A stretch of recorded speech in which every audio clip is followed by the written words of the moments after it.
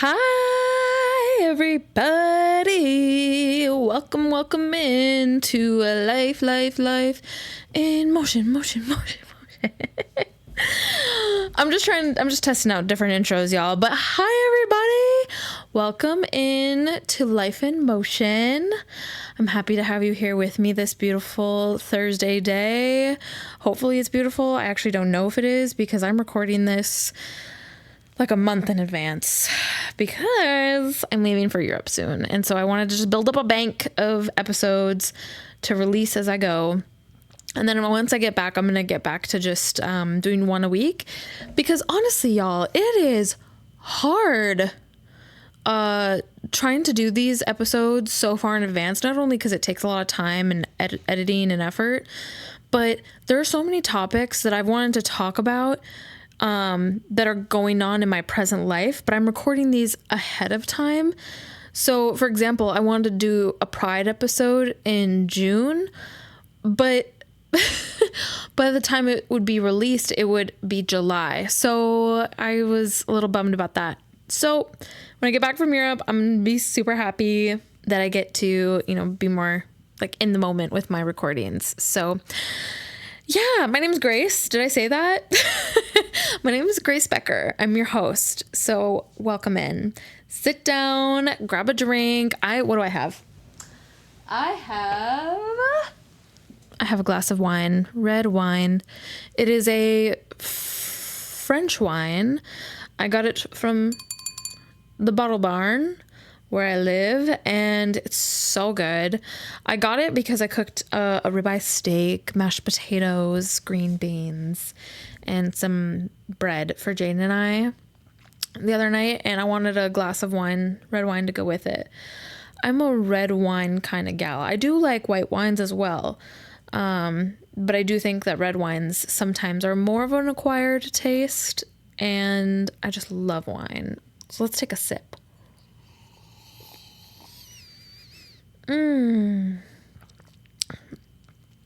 It's definitely full body, dry wine. It goes really good with steak. It also goes really good with podcasting too. So here we are, everyone. Welcome in. So today I wanted to talk about friendship, more specifically toxic friendship, because I have been hearing a lot of friendships about a lot of them, and they're toxic, and I have also had my fair share hand in toxic friendships. So I feel both qualified due to personal experience and qualified due to professional experience to share this topic with you all today. So grab your drink, whatever it is you're having. Maybe you're like me and you're sipping some wine, or it's the morning for you, so you got your coffee, or it's the afternoon and you got your afternoon pick-me-up, Diet Coke. So grab whatever you have, get comfy, and let's tune in. So toxic friendship, y'all. For today's episode, I'm basically going to just go into the different ways that you can have a toxic friendship with a person, and then wrap it up by talking about ways that you can cope with this type of a friendship.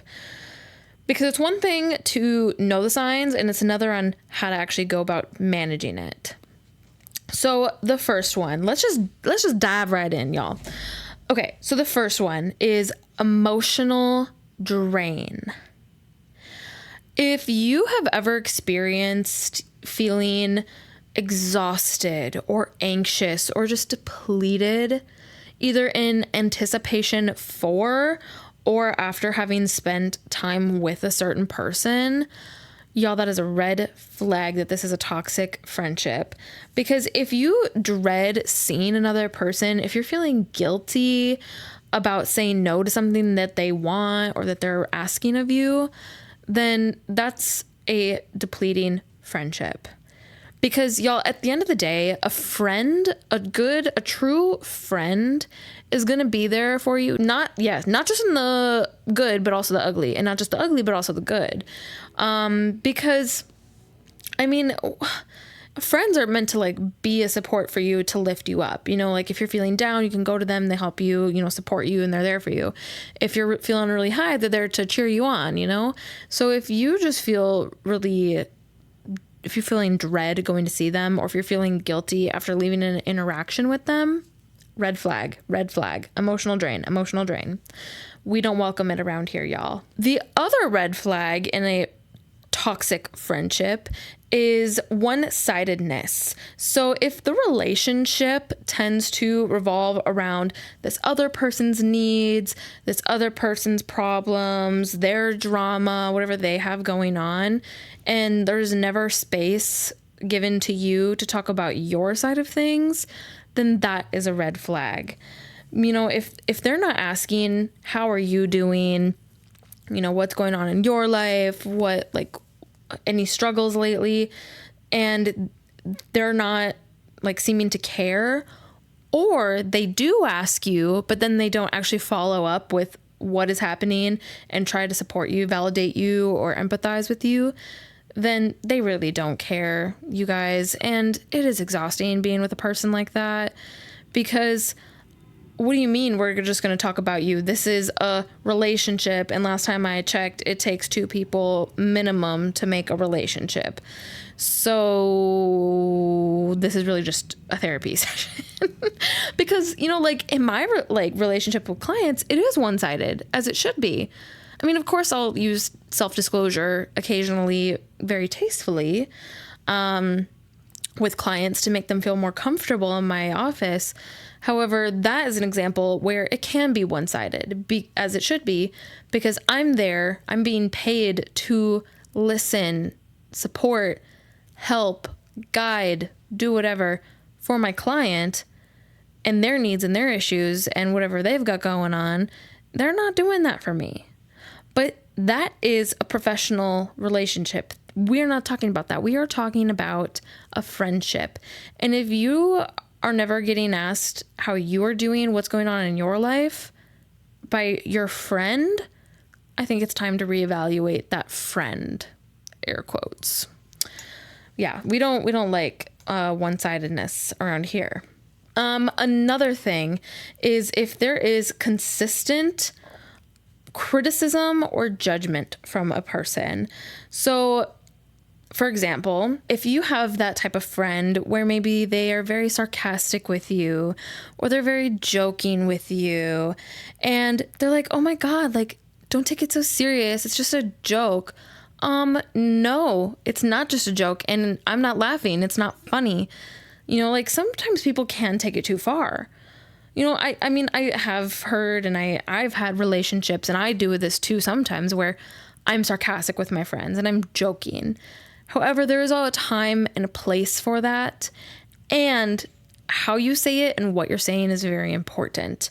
I know I've had people in my life say some things that hit a little too close to home, where I had to do a little bit of a double take. I'm like, whoa, like, did those words really form a sentence and come out of your mouth just now? Like that's a little too far. You know what I mean? Because it's one thing to maybe poke some fun and, vibe with a friend and make the mood a little lighthearted. And it's another to pick on, put down, make a person feel like they're not good enough, or that they consistently need, you need their approval, in order to have that friendship, because that's not a true friendship. You know what I mean? You probably get enough of criticism and judgment from yourself. You do not need a friend adding to that, which leads me into the next red flag that can come up in toxic friendships, and that is manipulation and guilt tripping, or even gaslighting too. If a person is making you feel guilty for setting a boundary or prioritizing yourself, then that is manipulation, that is guilt tripping, that is gaslighting. Have you ever talked to a friend and maybe said something along the lines of, like, oh yeah, like I would love to see you. However, I have this going on. Do you think we could reschedule for another day? and all of a sudden they're trying to make you feel bad for prioritizing yourself or trying to set a boundary. Excuse me? And if as long as you're not doing it often, like if you are consistently canceling on them, rescheduling on them, I could see where maybe they would say something of, hey, I care about you and I want to see you, but you're canceling on me a lot. Okay, whatever. But if they're coming at it from all you do is cancel on me and reschedule on me and do all these things, you don't even want to be my friend, in order to make you feel guilty about taking some time for yourself, that is not a true friend. A true friend would say, yes, do it. Please take care of yourself. What do you need? Like, do you need me? Do you want me to drop off some food for you? Do you want to talk on the phone to someone about what you're going through? Like, what do you need? That is a mark of a true friend, as well as if they check in on you, A friend who texts you, calls you, maybe stops by and says, hey, like, drop this off for you. That is a mark of a really good friend, because they're putting in that effort even when you're not asking them, it's not something you have to force out of them. They just do it without hesitation. Then that is the mark of a good friend. The other thing that goes into this like manipulation, guilt tripping thing is if they twist situations to make themselves the victim or to control your decisions. When they try to gaslight you and twist it and make it about them. I've had friends like this before, where maybe I would go to them with an issue I had been having, and I'm not going to name any names, but I remember I had some friends where if I had a difficult time with the way that they were treating me, or if they weren't making time for me, or if they were not giving me the care that I know I deserve in a friendship, I would point it out to them. And I would point it out in a way where I was stating the facts of what was going on. I was sharing my feelings on the situation and then trying to express to them what I needed. And they would twist it into themselves of like how I'm not doing enough, how I'm not there for them, or how I'm too busy for them. And oh my gosh, it was so hard because I truly felt that I was 100% the problem. And the thing with, conflict is I cannot think of any situation, maybe give or take a few, where one person is 100% to blame. And even then, no. Even if it's like an affair, like it's not just the person who had the affair, but it's the other person they had the affair with too, So if your friend is coming to you and making you feel like you are the problem when originally you went to them expressing an issue that you were having, then that is a red flag. Because, okay, sure, are there things I could have done better with my friends? Absolutely. However, they were not able to take accountability for the way that they were treating me either. And I took up issue with that because one thing about me, I don't play when it comes to the people I care about and myself. I will not settle for anything more than what I deserve. And if you are not able, and this is another thing, if you are not able to come to me with an issue you have, then what you're not changing, you're choosing. Because if I've also had friendships like this where they maybe have an issue with me or a problem with me, something I've done, said, whatever, but they're not coming to me about it.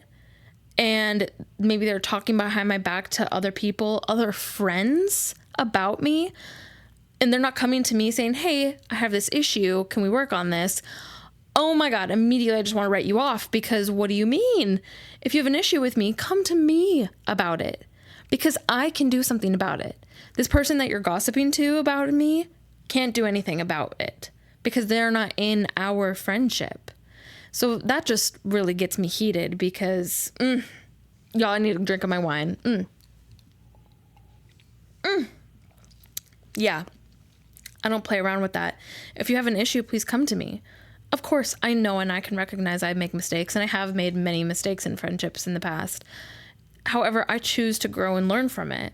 And there are some people who just choose to stay stuck and ignorant and repeat the same patterns that they have in the past. So no matter what anyone tries to do, no matter how they try to blame you, guilt you, manipulate you, just know that you deserve better than that. And if they can't give it to you, you have every right to set your boundary, to walk away, cut them off, whatever you need to do to take care of you. All right. That's enough of that one. Oh my gosh. Next one. If they're competitive or unsupportive. It is really easy to support someone who is at a low. When someone's at their weakest, it is pretty easy to just, be there and to say, oh my gosh, like, it's okay. Like, you didn't mean to do that, or you'll get them next time, or, all that sucks. And to be a support when somebody is in a low. However, if a friend can be there for you when you are at your top of your game, when you are succeeding in life, and they can be there for you and cheer you on, that is a good ass friend. However, because we're not talking about good ass friends, we're talking about toxic friends, they are going to make a competition out of it, or they're going to downplay your success. If you have something really good happen, so say you have a job promotion or you get into a relationship, and maybe this friend is downplaying your success of like, oh, you just got in a relationship? Okay, well, we'll see how long that lasts. Or, oh, he's probably just going to break your heart like all the others. Or if you get a job promotion and they say, okay, so what is that? Like, you get a new title, but you don't get a new pay raise? Ugh, like, whatever then. You know what I'm saying? A person who downplays your success or tries to one-up you, they are not genuinely happy for you or there for you to see you grow and to, achieve in life. We want people who are going to be building blocks to get us to where we want to go. And if you don't have people in your life who can do that for you and you can do that for them, then they don't need to be in your life. Because that's the thing that these toxic friends don't realize is not only are you hoping that they're there for you and your success, but you're going to be there for them in their success too. And that is so much better than tearing each other down and making it a competition. But some people just don't see it that way.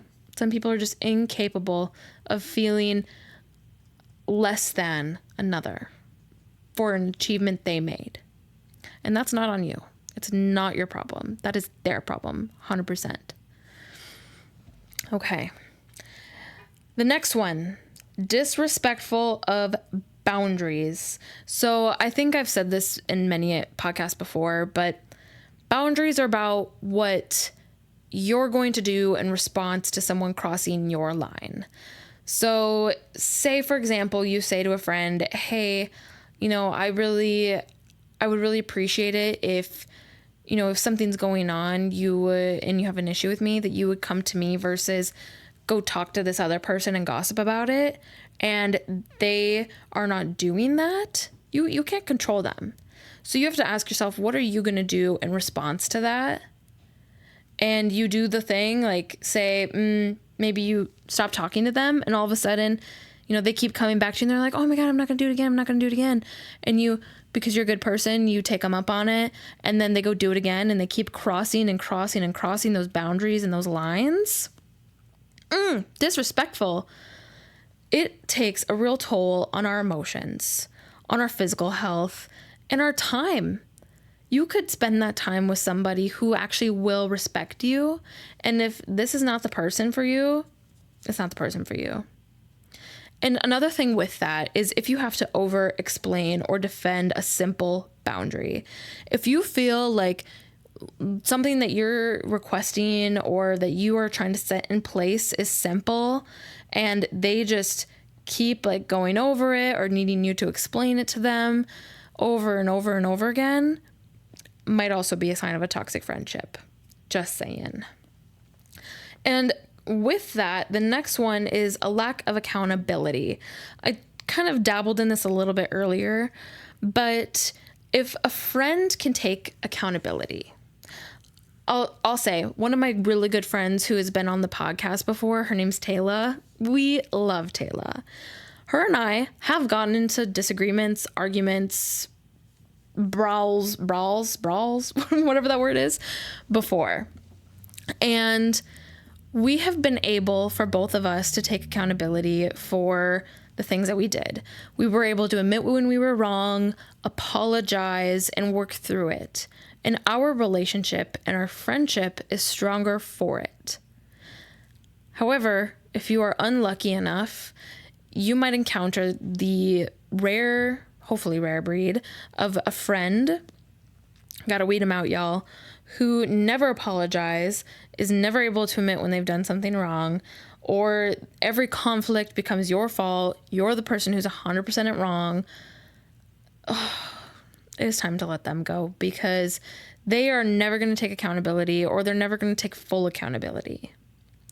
Or they're going to say, sorry, you just don't see it from my point of view. Like, what? That's not a real apology. You're saying, sorry, I don't get you. You're not apologizing for you. You're apologizing for me. That doesn't make any sense. So watch out for that, y'all. Watch out for those little things in people, because they will abuse that to the fullest. 10th power of the law type shit. Okay. Another thing is the gossip or betrayal. I've kind of talked about the gossip a little bit, but if a person is gossiping about you to others, making you wonder if they talked about you, chances are they probably have. If you have to guess it, or if you don't feel comfortable asking them about it, chances are they are. Okay? The other thing is betrayal. If you have a friend who has violated your trust by maybe, let's say, sharing vulnerable information that you shared with them to another person, and broken your trust to the point where you don't even know if you can trust them with vulnerable things about yourself and your life, toxic friend.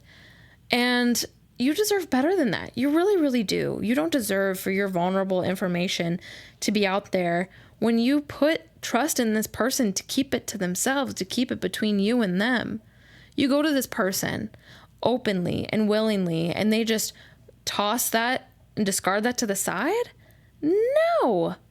When my friends, when Taylor, Merritt, whoever, Jaden, when my friends tell me something and I know it's vulnerable, I am taking that shit to the grave with me.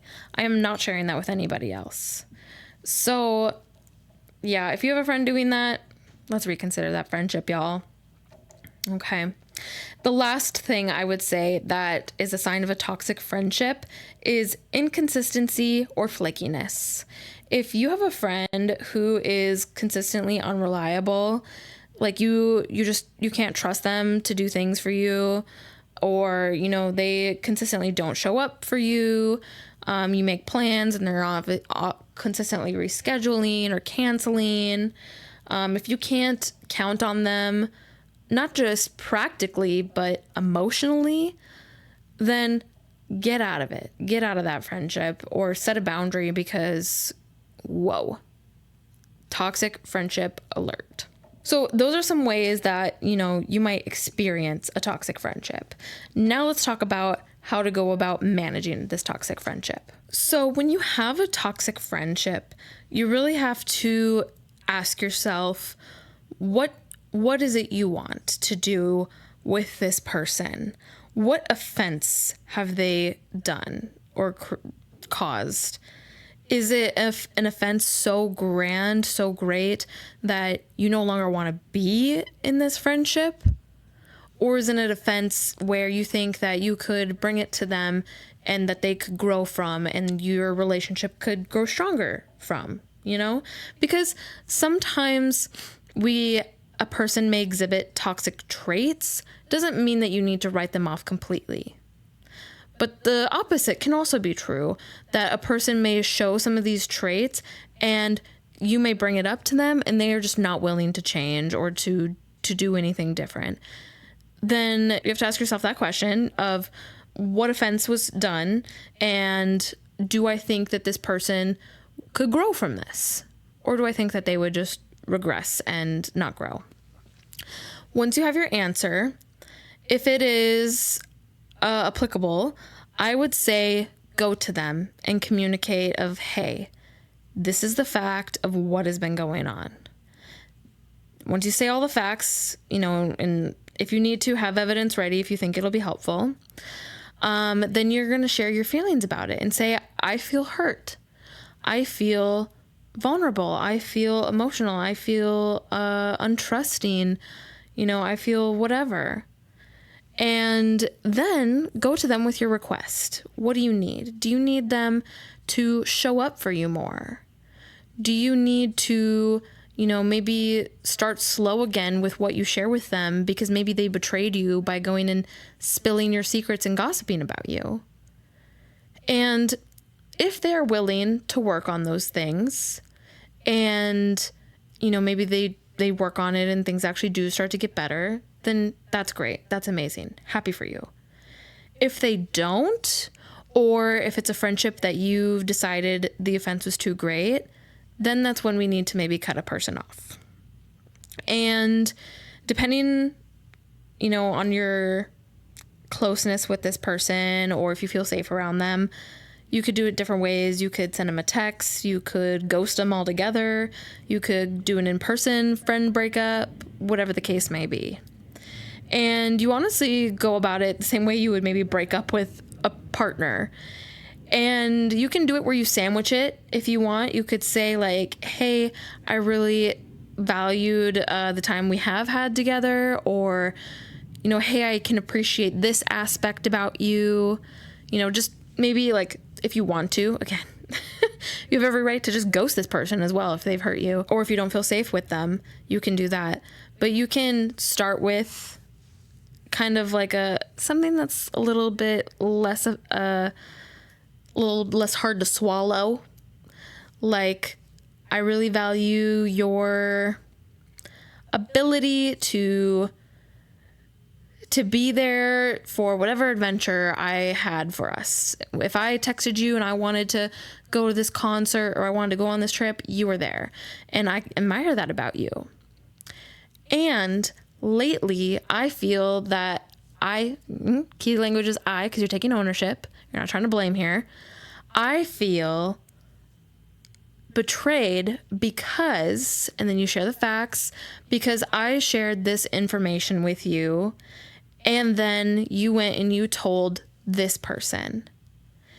And to me, a friendship needs to be built on trust, on the ability to be vulnerable with them. It needs to be a two-sided relationship. It needs to be a relationship where we can celebrate each other's success rather than tear each other down.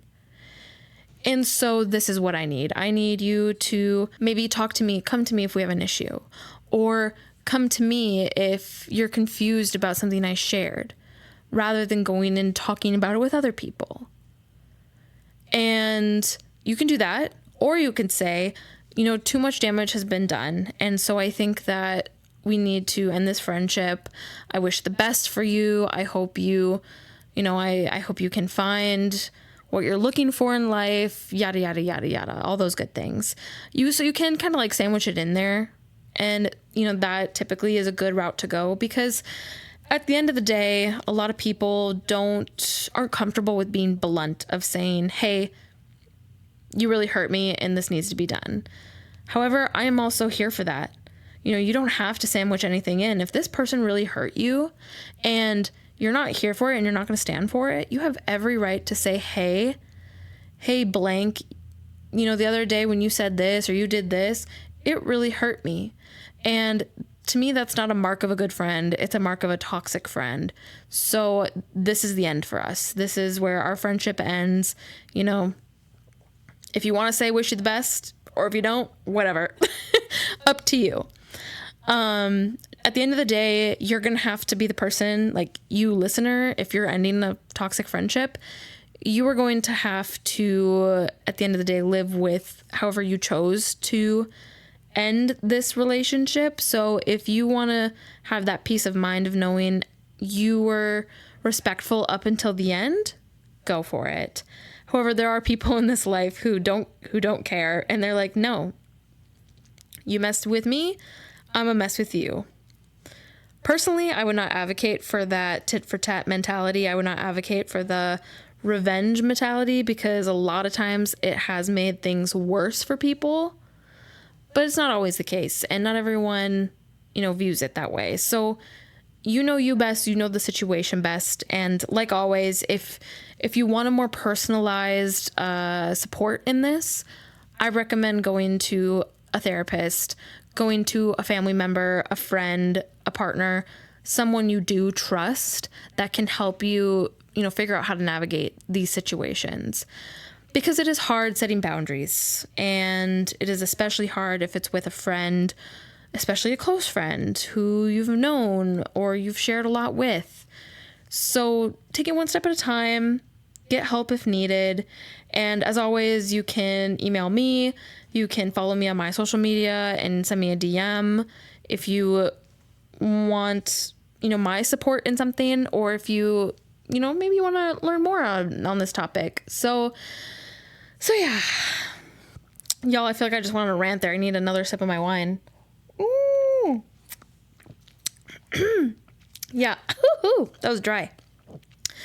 But those are some of the signs of a toxic friendship, and those are some ways to go about managing that conflict.